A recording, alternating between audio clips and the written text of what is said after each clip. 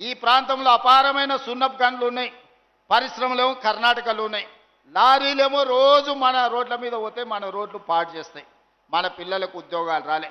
అందుకే ఈరోజు మనం టేకులకోడు ప్రాంతంలో పెద్ద ఎత్తున సిమెంటు పరిశ్రమకు అన్ని అనుమతులు ఇచ్చినాం. రాబోయే 6 నెలల సిమెంటు పరిశ్రమ నిర్మాణం జరిగితే మన చదువుకున్న పిల్లలందరికీ ఉద్యోగ ఉపాధి అవకాశాలు ఈరోజు పూర్తి చేసుకోబోతున్నాం. అదేవిధంగా మనం బడికి పోవాలంటేనే తాండూరుకు పోవాలి, కానీ ఇవాళ medical college, engineering college, degree college, polytechnic college, ఐటీఐలు, అదేవిధంగా సైనిక్ స్కూళ్ళ నుంచి మొదలు పెడితే అన్ని 220 ఎకరాల లగచర్ల ప్రాంతంలో ఒక ఎడ్యుకేషనల్ హబ్. హైదరాబాద్ వాళ్ళు కూడా మెడిసిన్ చదవాలంటే కొడంగల్కి వచ్చేటట్టు. ఆనాడు రాష్ట్రం నలుదిక్కులో మనం పోయేటోళ్ళం చదువుకోవాలంటే, ఈనాడు రాష్ట్రం నలుమూలల నుంచి మంచి చదువు చదవాలంటే కొడంగల్కు పోవాల్సిందనే విధంగా ఈరోజు విద్యాశాఖను తీర్చిదిద్ది ఈరోజు కేజీ నుంచి పీజీ వరకు, పాలిటెక్నిక్ ఐటీఐ నుంచి ఇంజనీరింగ్ కాలేజ్ వరకు, నర్సింగ్ కాలేజ్ నుంచి మెడికల్ కాలేజ్ వరకు ఈరోజు కొడంగల్కు మనం తెచ్చుకున్నాం. అత్యంత వేగంగా పనులు జరుగుతున్నాయి. సంవత్సరంన్నర తిరిగే లోపల ఇవాళ ఈ పనులను మనం పూర్తి చేసుకోవడానికి అవకాశం ఉంది. కాబట్టి మిత్రులారా, ఇవాళ తెలంగాణ రాష్ట్ర ముఖ్యమంత్రి అంటే కుటుంబ పెద్ద లాంటి పదవి.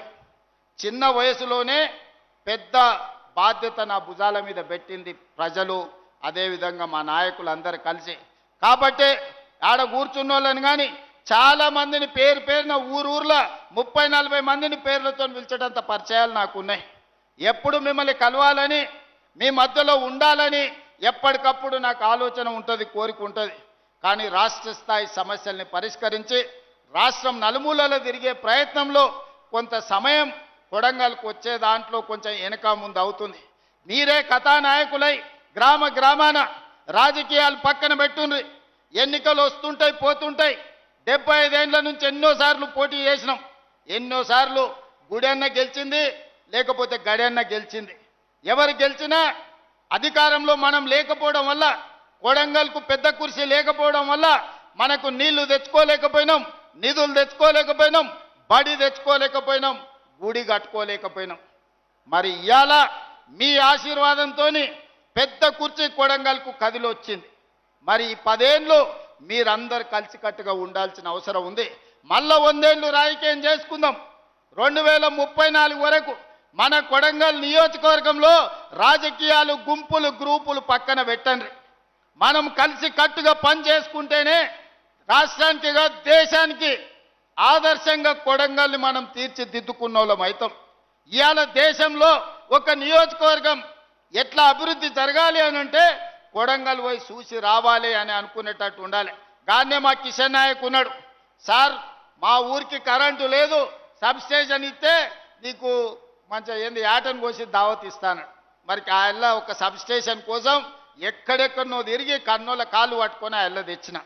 ఇవాళ ఒక్కటి కాదు 100 కావాలంటే మనం సంతకం పెట్టుకుంటే అయితే ఒక్క సబ్స్టేషన్ కోసం ఆయన కన్నమ్మ కష్టాలు పడాల్సి వచ్చిందారే మా కిషన్ నాయక్ అడిగే, మరి ఎట్లనైనా చేయాలి కదా తండాలకు అని. మరి ఆయన సబ్స్టేషన్ తెచ్చుకున్నాం. ఒక్కటి తెచ్చుకుంటే పెద్ద విజయం అన్నట్టు అనిపించింది. ఇవాళ 400 kV సబ్స్టేషన్నే పరిగికి తెచ్చుకున్నాం. ఇవాళ పెద్ద ఇండస్ట్రియల్ పార్క్ 2000-3000 ఎకరాలల్లా పెద్ద పెద్ద పరిశ్రమలు దేనికే ఇవాళ మనము లగచర్ల దగ్గర మనం పెద్ద పరిశ్రమలే కట్టుకుంటున్నాం. డైరెక్ట్ కోస్గి నుంచి ఇంటర్నేషనల్ ఎయిర్పోర్ట్ వరకు 300 ఫీట్ల రోడ్డు, ముంబై, పూనా ఎట్లుంటుందో అంత గొప్ప రోడ్డు ఇవాళ మనం తెచ్చుకుంటున్నాము. ఇవాళ కొడంగల్ చౌరస్తా ఆ ఎల్ల ఎట్లుండే ఇవాళ ఎట్లా తయారవుతుంది. ఆ ఎల్ల ఈ గుడికాడికి వస్తే ఎన్ని సందులు, ఎన్ని గొంతులు, ఎన్ని గుంతలు ఎట్లుండేనో మీరందరూ చూసారు. ఇవాళ మనం కట్టుకోబోతున్న గుడి నమూనా ఆ పక్కన కనిపిస్తుంది. అందుకే మిత్రులారా, ప్రతి ఊర్లో చిన్న చిన్న సమస్యలు ఉంటాయి, భిన్నమైన అభిప్రాయాలు ఉంటాయి, అక్కడక్కడ భేదాభిప్రాయాలు కూడా ఉంటాయి. కానీ నా సూచన ఒక్కటే, రాజకీయాలకు అతీతంగా మనం వ్యవహరించాలి. మనందరం కలిసికట్టుగా ఉండాలి.